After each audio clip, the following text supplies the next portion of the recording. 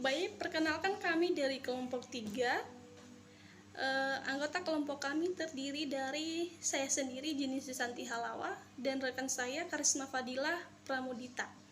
Di sini kami akan menjelaskan mengenai materi negara dan pemerintahan sebagai sasaran akuntansi sektor publik dengan teori dan konsep penganggaran sektor publik. Negara dan pemerintahan sebagai sasaran akuntansi sektor publik. 1. Definisi negara dan pemerintahan, di mana ini berdasarkan Kamus Besar Bahasa Indonesia. Kata dari negara diartikan menjadi organisasi dalam suatu wilayah yang mempunyai kekuasaan tertinggi yang sah dan ditaati oleh rakyat atau kelompok sosial yang menduduki wilayah atau daerah tertentu yang diorganisasi di bawah lembaga politik dan pemerintahan yang efektif, mempunyai kesatuan politik, berdaulat hingga berhak menentukan tujuan nasionalnya. Dan kata dari pemerintah diartikan menjadi sistem menjalankan wewenang dan kekuasaan mengatur kehidupan sosial, ekonomi dan politik suatu negara atau bagian-bagian atau sekelompok orang yang secara bersama-sama memikul tanggung jawab terbatas untuk menggunakan kekuasaan. Yang kedua, ruang lingkup keuangan negara. Nah, di mana selain aset yang dipunyai oleh negara serta badan usaha milik negara atau BUMN, dari salah satu ruang lingkup keuangan negara ialah anggaran pendapatan serta belanja negara atau APBN. Baik APBN maupun investasi aset milik negara diatur langsung sama negara. Dan APBN maupun investasi aset milik ialah bagian terpenting dari keuangan negara. Di saat yang sama, ada tingkatan pemerintah wilayah juga ada bidang-bidang yang sama dengan keuangan nasional, yakni anggaran pendapatan dan belanja daerah atau APBD, pos investasi aset daerah, serta badan usaha milik daerah atau BUMD. Sama halnya dengan negara, anggaran pendapatan belanja daerah serta paket investasi aset dalam juga serta merta diatur sama daerah. Keduanya ialah komponen terpenting pada keuangan daerah. Menurut Undang-Undang Nomor 17 Tahun 2003, perihal pertama keuangan negara, kedua pendapatan yang dimanfaatkan dalam merumuskan keuangan negara ialah dari sudut objek, subjek, proses, serta memiliki tujuan sebagai berikut. 1. Dari sisi objek, yang dimaksud dengan keuangan negara meliputi semua hak dan kewajiban dan negara yang dapat dinilai dengan uang, termasuk kebijakan kegiatan dalam bidang fiskal, moneter, dan pengelolaan kekayaan negara yang dipisahkan. Kedua, dari sisi subjek, yang dimaksud dengan keuangan negara meliputi seluruh objek yang dimiliki negara dan dikuasai oleh pemerintah pusat, pemerintah daerah, perusahaan daerah atau negara, dan badan lain yang ada kaitannya dengan keuangan negara. Yang ketiga, dilihat dari sisi proses. Keuangan negara mencakup seluruh rangkaian kegiatan yang berkaitan dengan pemerintahan objek, mulai dari perumusan kebijakan dan pengambilan keputusan sampai dengan pertanggungjawaban. Yang keempat, dilihat dari sisi tujuan. Keuangan negara meliputi seluruh kebijakan, kegiatan dan hubungan hukum yang berkaitan dengan pemilikan dan penguasaan objek dalam rangka penyelenggaraan pemerintahan negara. Kemudian 3. Asas-asas umum pengelolaan keuangan negara, di mana asas umum pengelolaan keuangan negara menjadi satu kesatuan utuh yang tidak dapat dipisahkan pelaksanaannya, terdiri dari 1. Asas tahunan, di mana asas ini mengatur mengenai pembatasan masa berlaku atau periode penganggaran atau mulai dari 1 Januari hingga 31 Desember. Yang kedua, asas universalitas, di mana asas ini memberikan keharusan dalam menampilkan secara utuh transaksi yang terjadi dalam dokumen anggaran. Yang ketiga, asas spesialitas, di mana asas ini mengharuskan menyediakan kredit anggaran ditampilkan secara rinci beserta peruntukannya. Yang keempat, asas kesatuan, di mana asas ini mengharuskan seluruh pendapatan dan belanja negara dituangkan dalam suatu dokumen anggaran. Yang kelima, asas akuntabilitas. Asas ini menuntut adanya pertanggungjawaban kepada rakyat atas seluruh kegiatan yang melibatkan pengelolaan keuangan negara. Yang keenam, asas profesionalitas. Asas ini menuntut diutamakan keahlian yang dilandaskan oleh kode etik dan mengelola keuangan negara. Dan yang ketujuh, asas proporsionalitas.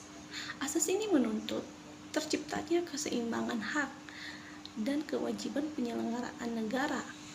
Dan kesembilan, asas keterbukaan. Asas ini menuntut agar para penyelenggaraan negara memenuhi hak rakyat dalam memperoleh informasi yang benar dan jujur dalam pengelolaan keuangan negara. Kemudian yang keempat, anggaran dan pendapatan belanja negara. Anggaran pendapatan dan belanja negara merupakan alat akuntabilitas, manajemen, serta kebijakan ekonomi selaku alat kebijakan ekonomi. Anggaran mempunyai fungsi guna mencapai pertumbuhan serta stabilitas ekonomi, juga fungsi pemerataan pendapatan untuk mewujudkan suatu tujuan nasional. Anggaran negara memiliki beberapa fungsi, yaitu pertama, menjadi pedoman kepada pemerintah untuk mengatur negara di masa depan. Kedua, menjadi instrumen pengontrol pada masyarakat terhadap ketelitian yang sudah dipilihkan.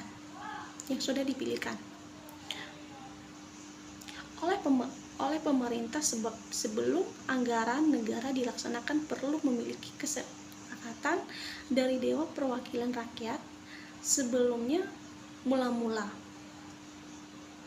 Serta ketiga, menjadi instrumen pengelolaan pada masyarakat terhadap kapabilitas pemerintah saat penyelenggarakan ketelitian yang sudah diseleksi, sebab atas akhir anggaran perlu ditugaskan atas penyelenggaraan bagi pengguna negara kepada Dewan Perwakilan Rakyat. Pada pengertian umum, anggaran nasional dapat bermanfaat suatu siklus anggaran. Berdasarkan pada Undang-Undang Nomor 17 Tahun 2003 perihal keuangan negara, proses siklus anggaran tersebut dikemukakan sebagai berikut. 1.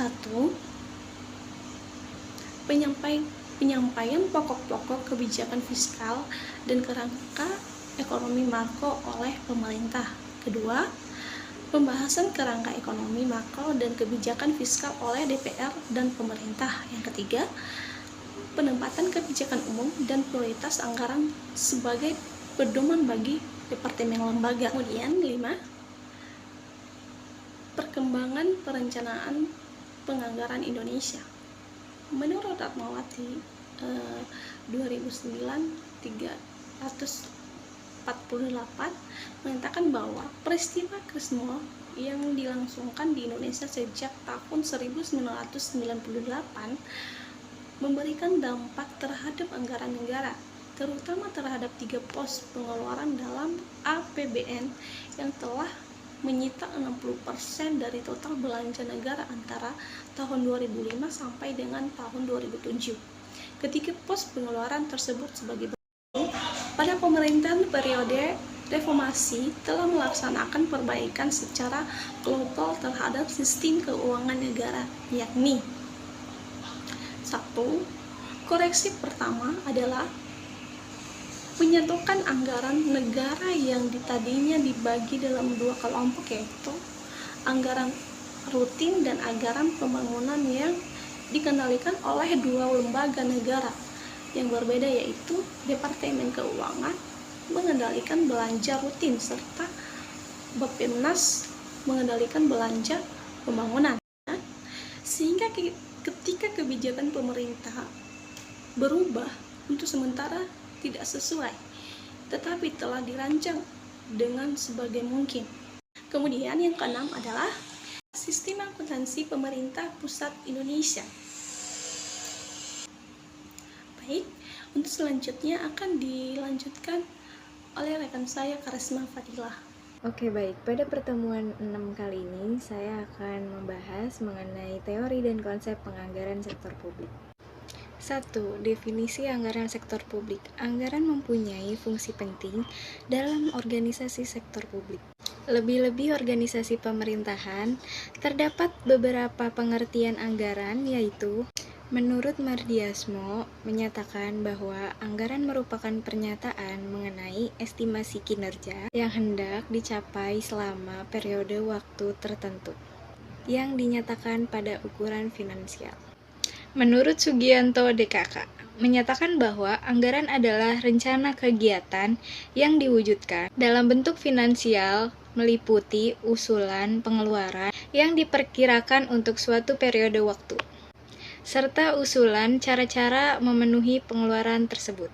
Sedangkan menurut Bastian menyatakan bahwa anggaran sebagai paket pernyataan, perkiraan penerimaan dan pengeluaran yang diharapkan akan terjadi dalam satu atau beberapa periode mendatang. Perbedaan mendasar pada ketiga pengertian tersebut terletak pada cakupan isi anggaran. 2. Fungsi anggaran sektor publik. Anggaran dalam akuntansi termasuk dalam ruang lingkup akuntansi manajemen. Mardiasmo 2009 mengidentifikasi beberapa fungsi anggaran dalam manajemen sektor publik, yaitu anggaran selaku instrumen perencanaan, pengendalian, kebijakan fiskal, politik, komunikasi serta koordinasi, evaluasi kinerja, motivasi, dan guna membentuk ruang publik. 3. Tujuan dan karakteristik anggaran sektor publik. Anggaran bagi sektor publik merupakan instrumen guna memperoleh tujuan.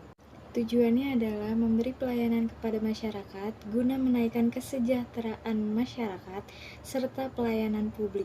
4. Prinsip-prinsip dalam penganggaran sektor publik. Beberapa prinsip menurut Mardiasmo, yaitu diotorisasi bagi legislatif, teliti, integritas anggaran, periodik, jelas, akurat, dan transparan. 5. Pendekatan penganggaran sektor publik. A. Pendekatan tradisional. Pendekatan yang banyak dimanfaatkan di negara berkembang ialah anggaran tradisional. B. Pendekatan neo-public management.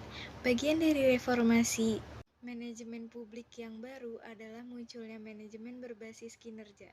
Anggaran dengan pendekatan NPM merupakan anggaran yang mengarah pada kinerja yang berisikan atas PPBS, ZBB, serta PBB. PPBS adalah cara penganggaran yang didasarkan pada output dan teori sistem berorientasi tujuan yang terutama menekankan distribusi sumber daya yang bersumber pada analisis ekonomi. Konsep ZBB bertujuan memecahkan kekurangan sistem anggaran tradisional PBB atau anggaran kinerja, penyusunan melalui pendekatan kinerja guna menanggulangi bermacam kekurangan yang ada dalam anggaran tradisional. 6. Perkembangan teori penganggaran sektor publik. Pertama, terdapat line item budget. Kemudian, metode penganggaran kinerja. Lalu disusul dengan adanya kebijakan metode penganggaran program. Selanjutnya, zero-based budgeting. Metode yang telah disebutkan bersifat teknikal. Dalam konteks pemerintahan di Indonesia, penganggaran berbasis kinerja dijadikan teori dan konsep penganggaran yang digunakan. 7. Penganggaran dan standar pelayanan minimal. Tujuan anggaran ialah guna membantu menyediakan layanan dasar pada pembentukan kesejahteraan publik. SPM minimal mengatur jenis dan kualitas pelayanan dasar yang dapat diterima oleh warga negara. Berdasarkan Permendagri nomor 6 pada pasal 4 tahun 2007, pelayanan dasar adalah bagian dari pelaksanaan urusan wajib pemerintah dan memiliki karakteristik sebagai pelayan yang sangat mendasar, berhak diperoleh oleh setiap warga secara minimal, dijamin ketersediaannya oleh konstitusi dan konvensi internasional, didukung data dan informasi terbaru yang lengkap, serta tidak menghasilkan keuntungan materi. Penganggaran mempunyai peran penting dalam keberhasilan implementasi SPM. Tanpa anggaran yang sesuai serta tercukupi, pemerintah tidak akan bisa menerapkan SPM sesuai dengan yang sudah diterapkan. Oke, baik. Cukup presentasi dari kami. Kurang lebihnya mohon maaf. Wassalamualaikum warahmatullahi wabarakatuh.